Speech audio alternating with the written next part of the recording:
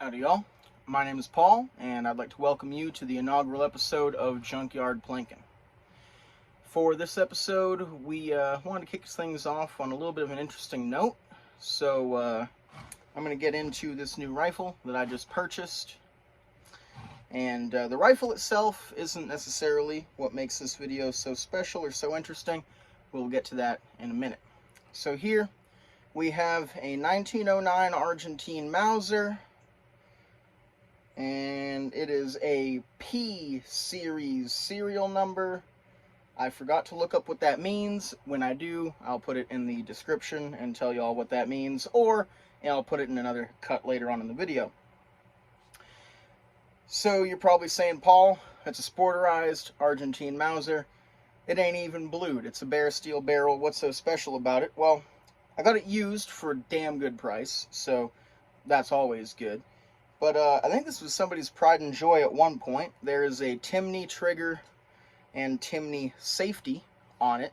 I paid $300, and that trigger safety combo is more than half of it. Between that and the action, I've already made money. But what really makes it interesting is the chambering. If you notice, you see that my magazine base plate is non-original. My barrel is obviously non-original, and our action is a little bit, our chamber is just a wee bit bigger than it should be. Why is that? Well, originally this rifle would have been chambered in 765 Argentine, I believe. Now, however, it is chambered in a very different, very freaking cool, I think I must say, round. The 8mm Remington Magnum. I don't really have anything at the junkyard today to compare it with, except for just a round of 7.62 by 39 I found on the ground. So I suppose that will have to do for our comparison. And yes, I am at a junkyard. I'm aware my fingernails are dirty as shit. This is not the first piece of work I've done today. No running water here. So, we got the 7.62 by 39, a perfectly respectable rifle round by many standards, nothing special, perfectly acceptable round. And then here, we have the 8mm Remington Magnum. So this round is pretty stinking cool. It puts out energies just a wee bit higher than the 300 Win Mag. Now the cost of that is your recoil is significantly higher. You get maybe a 5 to 10% increase in foot-pounds of energy, but you get about a 15% increase in felt recoil. So you certainly do pay for that added, that little added punch. You pay for that on your end for sure. Ooh, sweating buckets. So what's really cool about this round is it's one of the earlier like Ultra Mag cartridges that took off, except it didn't really take off because the 8mm, it was a little too big for the American continent and a little too small for the African continent. So a lot of sportsmen just thought it was too much recoil, really long action, a lot of things that don't make it great for getting up into the mountains, chasing after elk, pronghorn, all that fun stuff. However, it wasn't quite powerful enough that they would let you use it in Africa. Now, this round is perfectly adequate to kill a buffalo, 100%.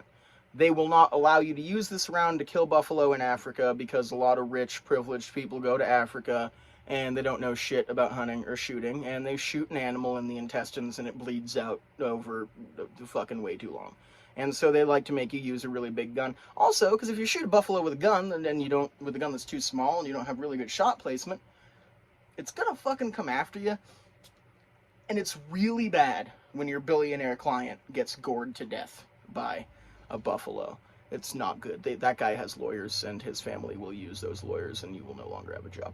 So, that is why this round, in a lot more words than necessary, is not really popular anymore. But it is a very good round. It's very stable over long range. Its performance is almost identical to 300 Win Mag. It is slightly less stable. I believe The difference is about a 1/2 inch in windage and elevation change over 300 Win Mag at 300 yards. So it's definitely capable of putting a lot of energy into a really small target very far away. And that's kind of why I got it. I want to do some antelope hunting and I want to do some elk hunting. And I'm the first person in my family to really hunt that kind of stuff. So I figured a round like this will allow me to make those 500+ yard shots to where I don't really got to sneak up on them quite so much. Is that how it's going to work out? No fucking clue. Here's hoping. So that's about all I have to say about this round. I fired one shot to just test the rifle for safety because I don't have like a headspace gauge or anything like that, and it was suspiciously cheap for the very good components that are inside of it, and I just, so I fired one round for safety before filming anything. That being said, let's get out to the let's get out to the range. Let's test the power, and then we'll take her out to our 100-yard range, get her dialed in, and see what kind of accuracy she's capable of at 100 yards. We do not have access to a longer range on this property, although there is a public range that we might be able to get out to another time and really put her through her paces around 600-800 yards, which is where this round is going to shine. So, anything else about the rifle? I bought it for a project gun. It's definitely going to make for a good project gun because the guy, there's good parts in it, but, barrel's not threaded. It has no blue wing or anything like that. So there are other things that I definitely want to do with it. I might change out all the wooden furniture. If you'd notice, there is a crack right there, and they like pinned it, and somebody, Bubba, pinned the damn thing in place. So somebody obviously really loved this rifle. Somebody, I'm guessing, killed a lot of things with this rifle. And I'm going to kill a lot of things with this rifle. That's going to be pretty rad. So we'll see you out on our short range, quick little power test, shoot some water jugs and shit. And then we'll go out to our 100-yard range and really see what she can do at a slightly longer distance. Catch you on the flip side. All right. Water gallon test. Take one. That's my purse. I don't know you.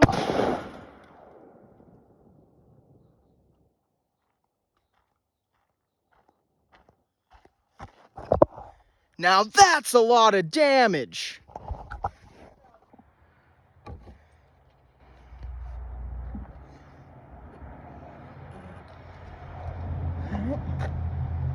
Mild steel test.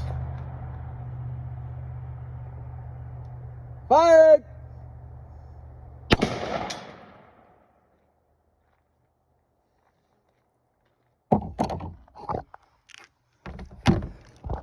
See what kind of hole she made. About a 1/2 or 3/4 inch piece. Holy shit. Well, that's more than I expected. This is a thick fucking piece of steel too. Jesus. So this is our 1/2 inch steel, mild steel plate. Shot at approximately 20-25 yards, along with some other impacts for comparison. This is 4 shots with the 8mm Remington Magnum just against the steel. All testing today is being done with 185 grain core locked lead soft point projectiles, traveling at approximately 3,100 feet per second, or 3,000 feet per second. For comparison, right here is a 12 gauge zinc slug, barely made any divot at all.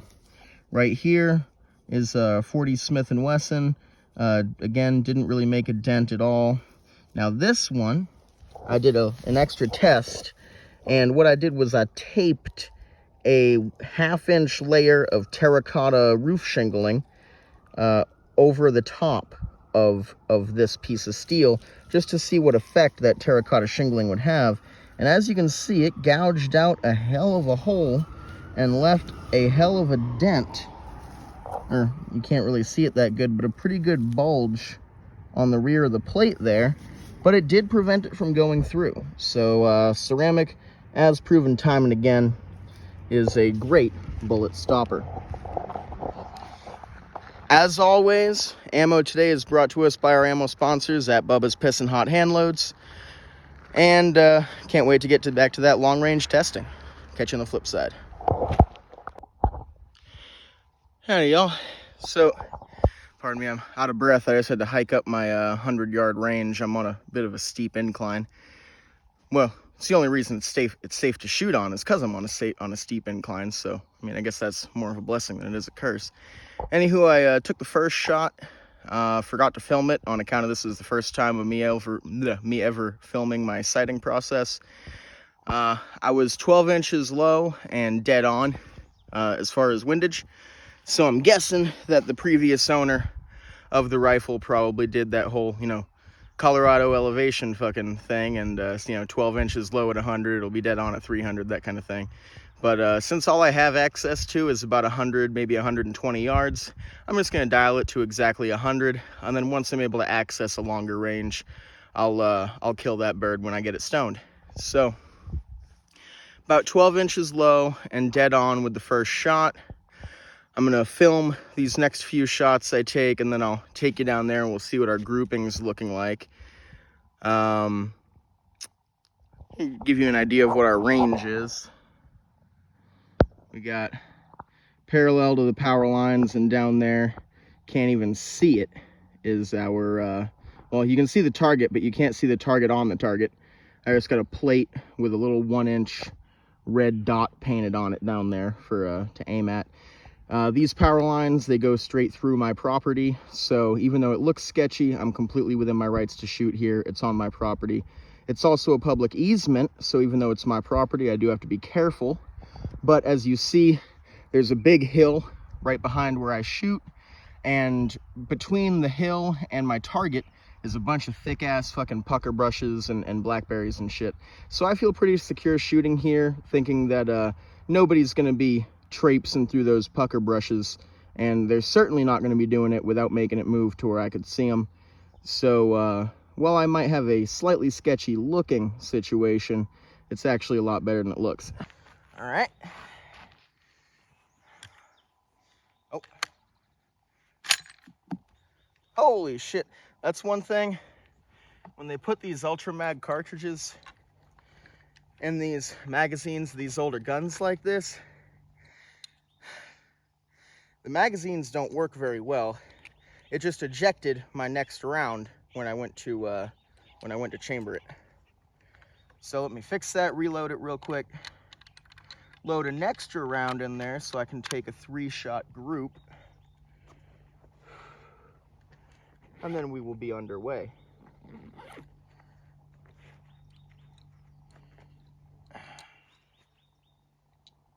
There we are. You gotta be kind of careful how you load these in there too. You gotta go nose first, so then kind of slide them back into the magazine. It's strange, but I do like the fact that I get 3 shots instead of just 1. All right.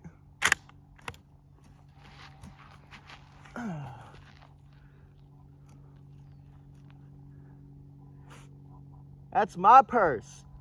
I don't know you.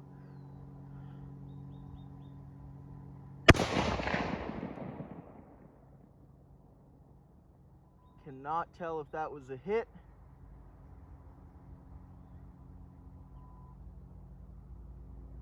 I'm gonna choose to believe. Oh, and again, that same problem with the fucking magazine. Fuck it. Man, I was gonna look super cool like a fucking sniper dude, racking my bolt back and forth, making hits. No, gun don't want to cooperate.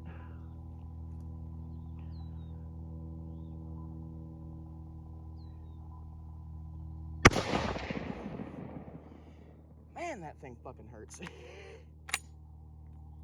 Whew. All right, uno más. And then we'll go see what kind of grouping we got. I don't expect a fantastic grouping. I'm gonna put my margin of error at about 1.5 inches, just given my kind of ghetto rigged bench rest. And that's about what my sway is over target, is about 1.5 inches. So if I have a 1.5 inch group, I'm gonna be very happy.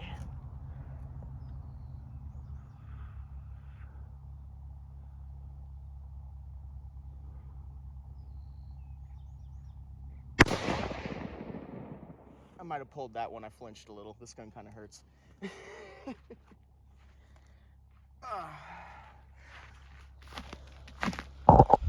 Well, I definitely have to get myself a new recoil pad, probably a whole new stock assembly. This was custom cut for a man with longer arms than me, and it's frankly not very comfortable.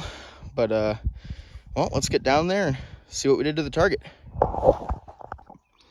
Almost forgot to actually examine the grouping with y'all. We got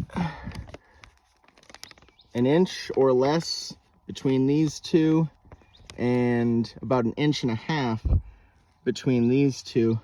And I was saying 1.5 inches was about my my margin of error that I was allowing myself. So if I was shooting from a proper bench, you know, with the vise and everything, I think I would be stacking these all within that little spot there. They'd probably all be touching. So not so bad. Definitely an MOA capable gun. I'm just not an MOA capable man. All right, after making that adjustment and shooting one more time, this is where we are. We are at just about exactly where we want to be in terms of elevation. That's within my 1.5 inch margin of error that I give myself. And I am about 2.5 inches, call it 2.5 inches to the right. So if I give myself 5 clicks to the left, because this is a 1/2 inch click, not a 1/4 inch click, which is strange, I should be dead on. I'm not going to do that because it gets hot as hell early in the day. It's only like 9:30 right now, and I'm already freaking sweating bullets.